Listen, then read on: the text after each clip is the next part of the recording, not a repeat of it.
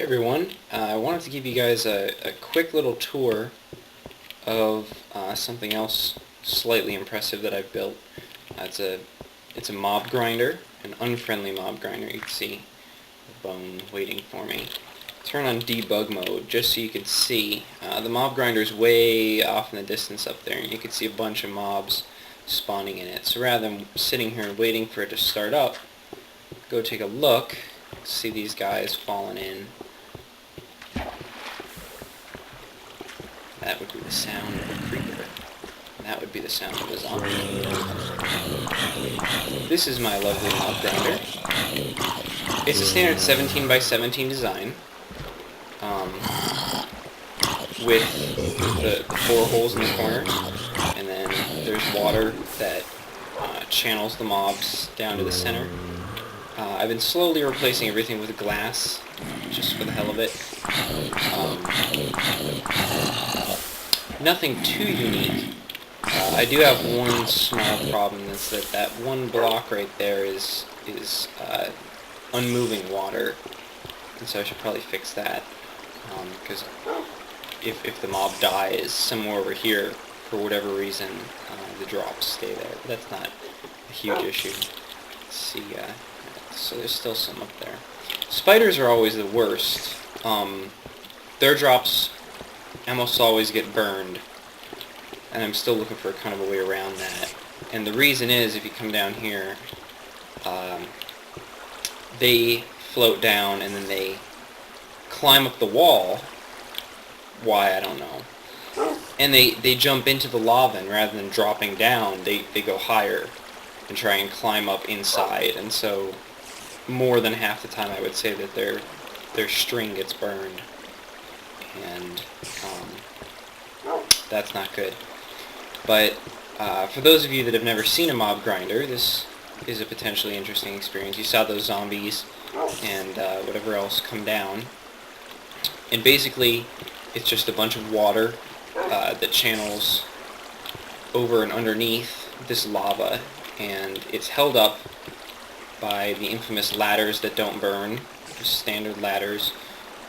And the lava the source blocks are far enough back such that the very tip of it is what rests over the ladders, and so mobs will spawn up top. I'll show you the outside in a minute, and then they fall down the corners, and they move to the center, hit the lava kills them, they die, then their drops go underneath, fall down, and then they go into the wall here. There's the water. It continues down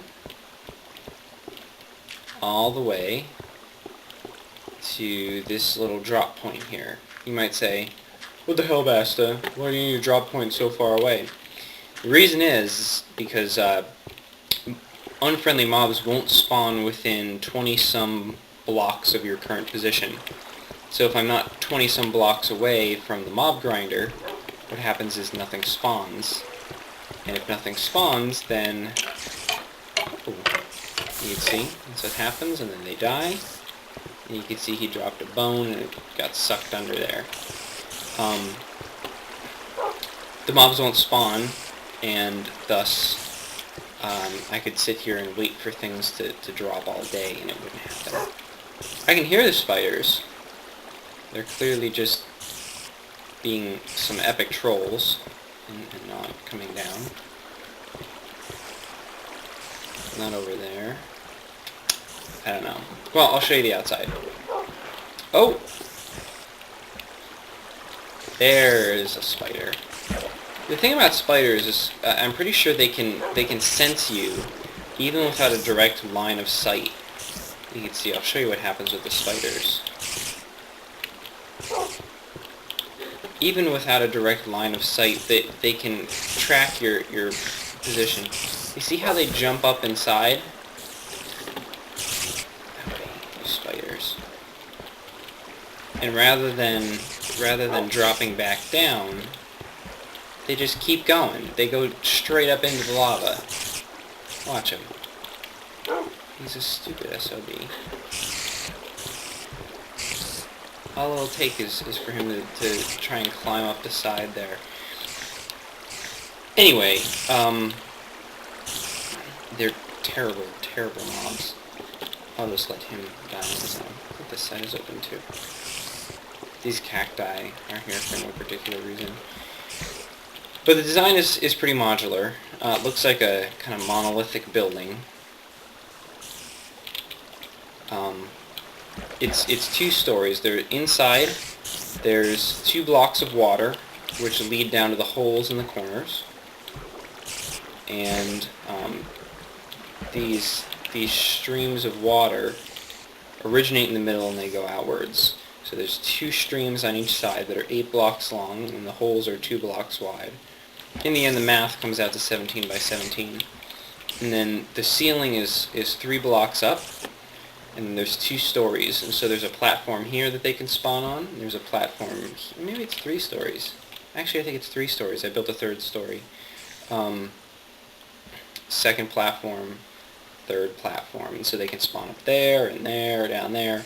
And it'll stack. And so if I wanted to, if I was so inclined, I could build another one, and another one, and another one. And then the mobs would basically spawn in this completely dark building. And continue to fall down. And so, oh, I didn't finish the staircase. I should actually look. Do I have... No, I don't have coal with me. Show you the top. Actually, I have to light the top better because a few days ago I saw a skeleton creeping around up here. Move these farther to the other side.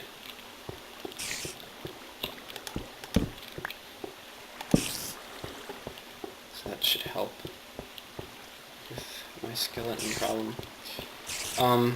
Obviously skeletons that spawn on top are evil.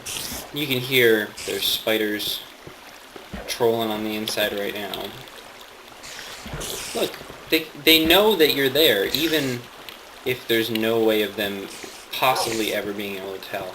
I found if they kind of get up there like that, you just need to get close and then they drop down, trying to get you, but little do they know that you have accounted for that. And then they jump up into the lava and their string is burnt.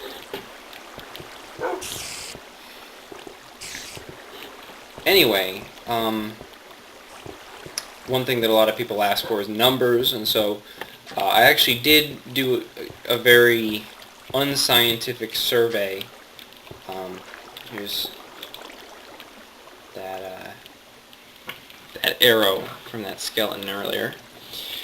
Basically, I sat here and I turned this on to make sure that there were mobs spawning. And then if you right-click on a crafting table or an oven or something that brings up one of these little pseudo-dialogues, you can Alt-Tab out. And so I did that, and I let it go for an hour, and I counted, and I had something like 60 items. Now, the reason why it's pretty low, that's like 1 item per minute, is because the spiders are a pretty big problem, and also I haven't filled up all the caves around here with torches. So if we look around,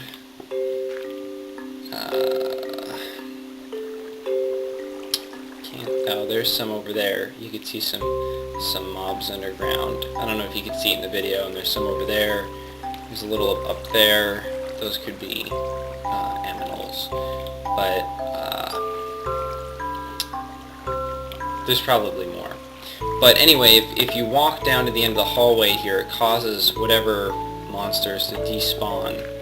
And then when you come back over here, they have respawned in the appropriate chunk. And so that's pretty handy. And so if you continue to do that, and you do that every 5 minutes or so, it'll quadruple the output of the grinder. So that's pretty good. You can right-click, like I said, and just let it go and Alt-Tab out and come back to an inventory full of bones and arrows, pretty much, and a little bit of creeper powder. So that's pretty great. I don't know why that's geeking out. Probably because I'm recording. Anyway, hope you like the mob grinder. Again, like I said, it's fairly standard. There's really nothing special about it compared to what a lot of other people have built. If you like it, subscribe, leave a comment, and next time I'll show you my friendly mob grinder, which is boatloads of fun. And by boatloads I mean not fun at all, because it's a lot of work to use. Thanks guys.